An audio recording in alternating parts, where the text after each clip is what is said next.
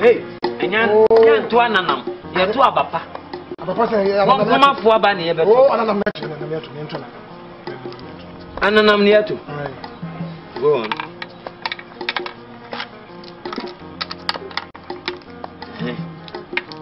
Wanu bobo sesia. Wanu bobo sesia. What so? Enan, what so? What so?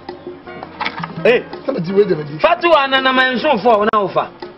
Kazi minima ananam to me sa aba no. Wa. Police for so tro. Wabam. Ti tu yesu a.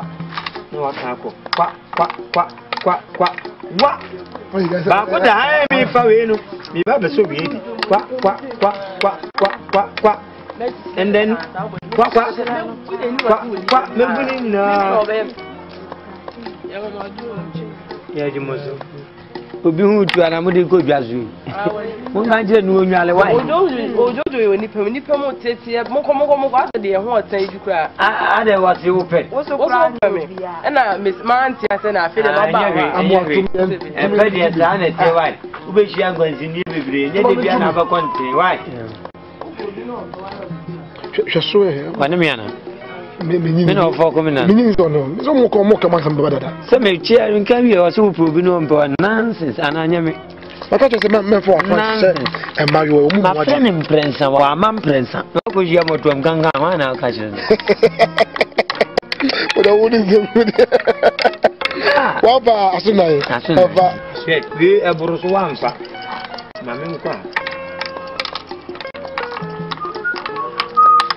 Mo Enfin, je comment dire? Comment ya chance? O 20 bra. Utimi. Chese brebi a ubo bianye. Na nsanye so akoda tiefiso. Agende mboa. Obura akoda tiefiso no nkwala di sire wa. Ana nanu mesaba wo papa fie. O tu fo se watu mape. Na umiemi wani asese obwa a me beka bi ma wono samri udunsa ekura oba pam ana mona mmebwa o so de okobu ko da tifiso yo gola bi ko no se dada pepa che so le no am so me bi na uda tifiso asisi tifi no ani wudie panyi ni ufie won oni yelenti de ya no adi obi kuna siase no ne so asama me ka kire umu adi anyamani so a Oba Jofo, Oba Foni, Esun Ban or the Ochre, a Shamban about to obey US in chain. And I pay Mrs. Kilo. I started the Sakura to the city. And then grab it. Without bonnet. And then grab it. Your papa now open. True. Nonsense. I'm not true. Nansemi coffee no papa yano yano.